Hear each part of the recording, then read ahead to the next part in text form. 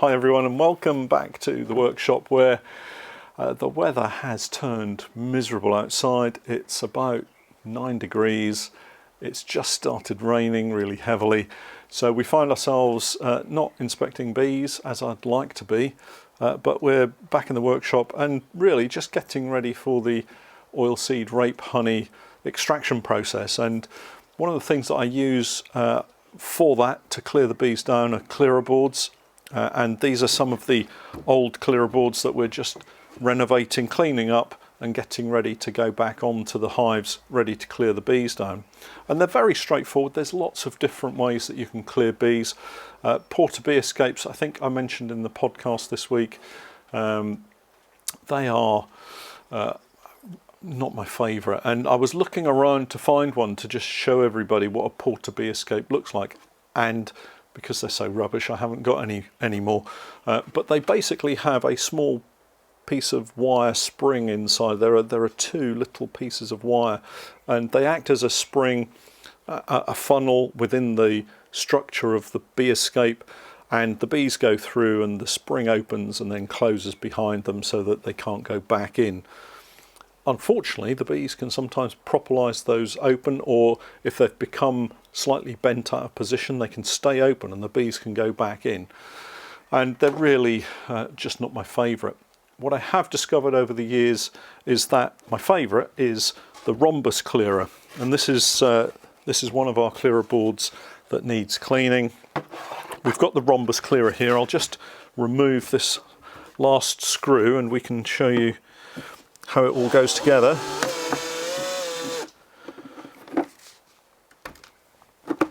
So that's the rather dirty Rhombus Clearer, and it just fits onto a board that's the same size as a crown board. So whatever size of hive you've got, be it a national, commercial, Langstroth, Dayton, whatever size you've got, you just make up a board to go over the top. And you could just take a piece of ply and fit it to an eek. So you could use it as an eek or as a clearer board, and drill a hole in the middle. So you've got the hole that you've drilled, and the clearer, Rhombus Clearer, goes underneath the clearer board. So I've got a nice shiny new one.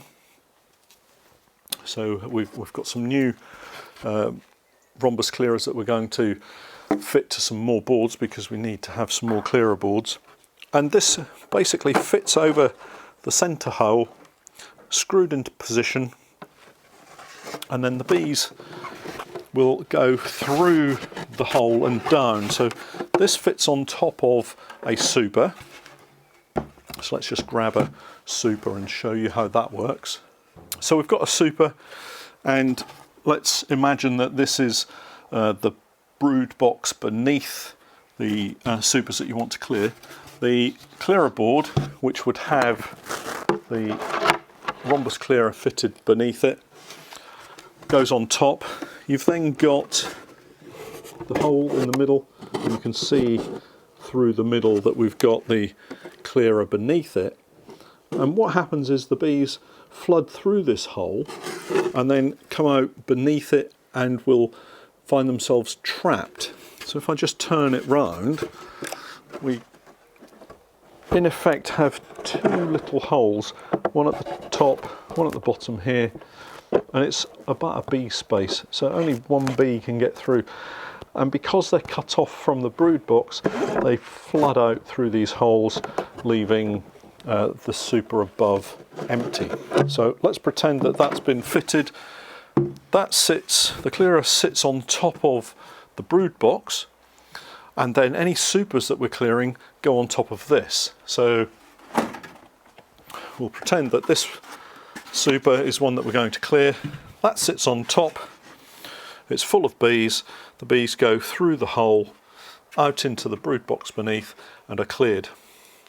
The reason we use an eek is to give a little bit of room beneath the clearer, but I also put another super beneath the clearer board to clear the bees down into, because with large colonies they'll end up being very, very cramped beneath the clearer board, and we need to take the clearer boards off and move them onto other colonies fairly quickly.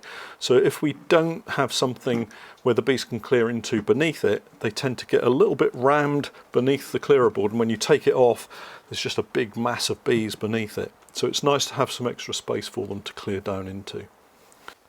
So having removed the old dirty clearers, we'll boil these up, just put them in some hot water with some washing soda, give them a good scrub. They don't have to be taken off every year and cleaned, just every couple of years, just to make sure that they're not blocked and that the bees can funnel through adequately. The hole in the middle of the clearer doesn't have to be any specific size, just large enough to allow lots of bees to flood through and to really pack into the rhombus clearer, and that kind of creates a bit of a panic, and they'll funnel through very quickly then. So this clearer board has been scraped, and we've just given it a quick flame to clean it up properly, and then the clearer board just gets screwed back over the middle of that hole.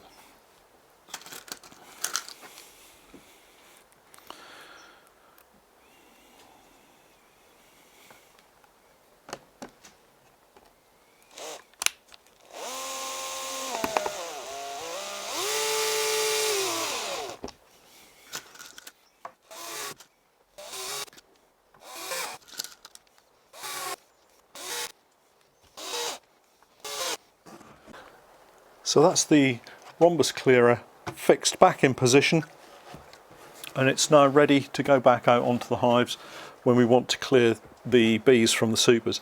An important point to note when you're clearing the oilseed rape is don't clear them before you're ready to take the honey off and to extract, because if you leave it above one of these clearers for 12-24 hours with no bees in it, it's going to start to granulate, and then you'll probably end up having to cut it out.